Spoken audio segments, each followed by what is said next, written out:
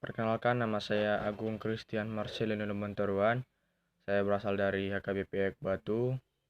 Di sini saya akan menjelaskan sedikit kebaikan-kebaikan yang dapat kita rasakan dari Tuhan selama pandemi COVID-19. Kebaikan-kebaikan yang dapat kita rasakan selama pandemi COVID-19 ini banyak sekali, tapi tidak kita rasakan secara langsung.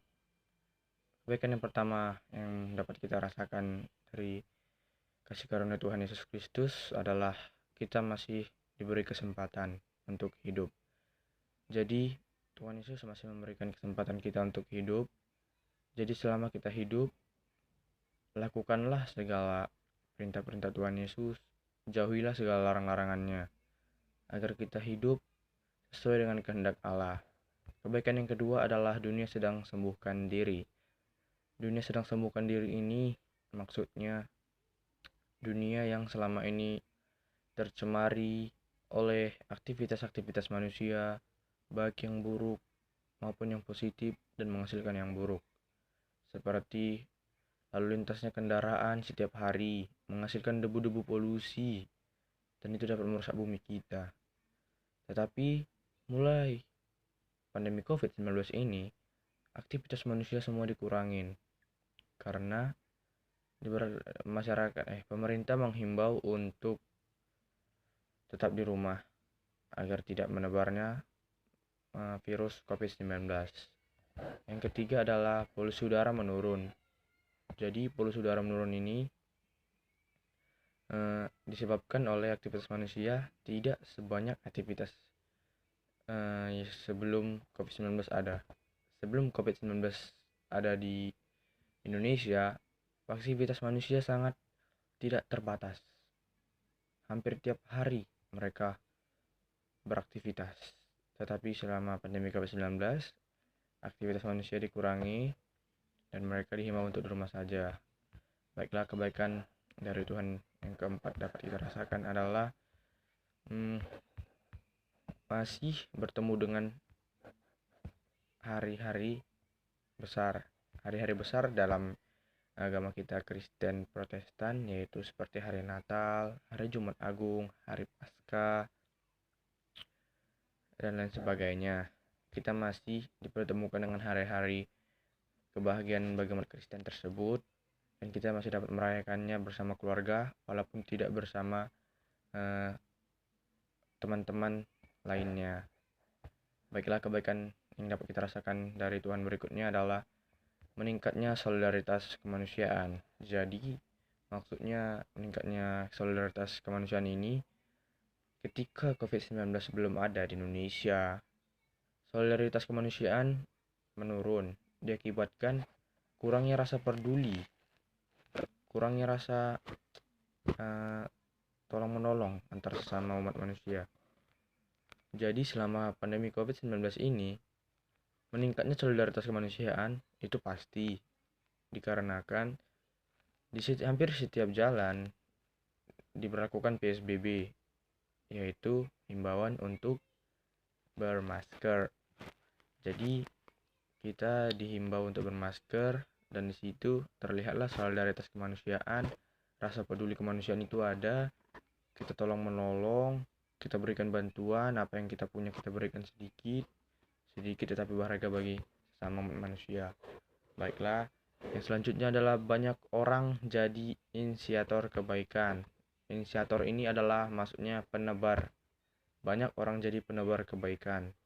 Dikarenakan pandemi COVID-19 ini membuat banyak kerugian di berbagai pihak, berbagai keluarga, berbagai individu. Oleh karena itu, banyak menjadi inisiator atau penebar kebaikan dikarenakan banyaknya orang yang mendonasikan sebagian harta mereka seperti uang didonasikan untuk membantu pasien COVID-19. Banyak yang mendonasikan sebagian uang mereka, banyak yang memberikan bantuan.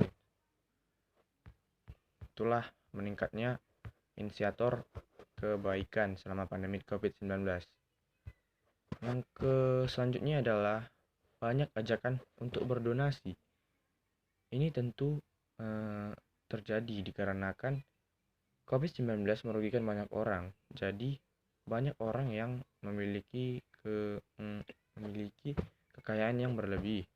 Mereka berpikir untuk berdonasi, jadi sebagian harta mereka akan didonasikan kepada orang-orang yang terkena musibah pandemi COVID-19.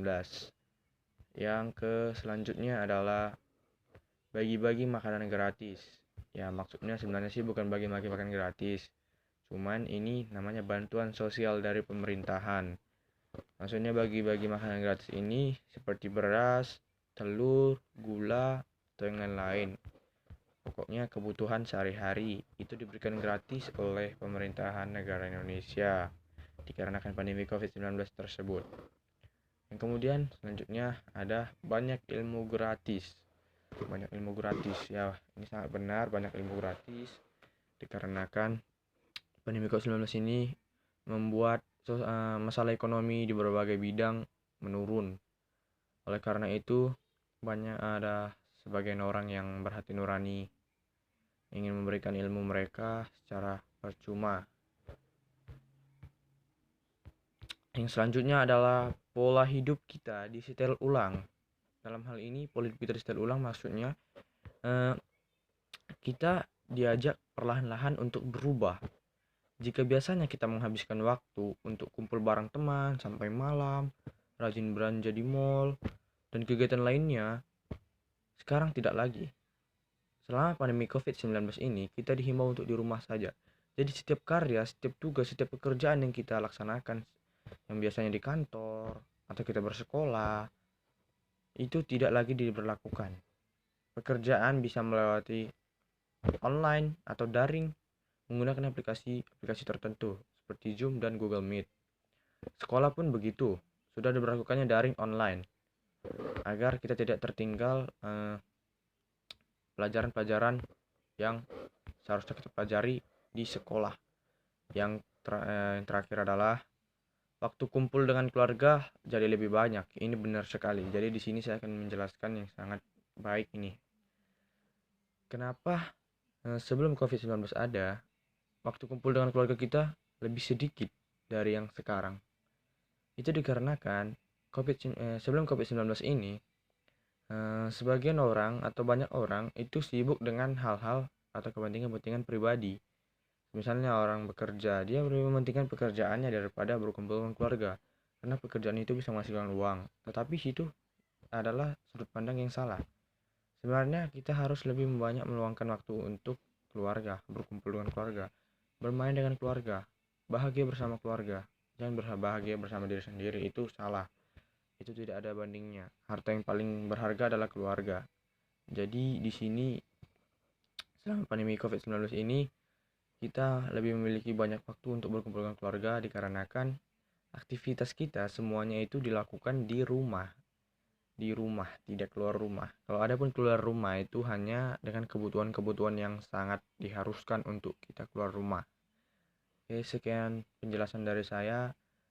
Semoga dapat bermanfaat. Terima kasih. Shalom.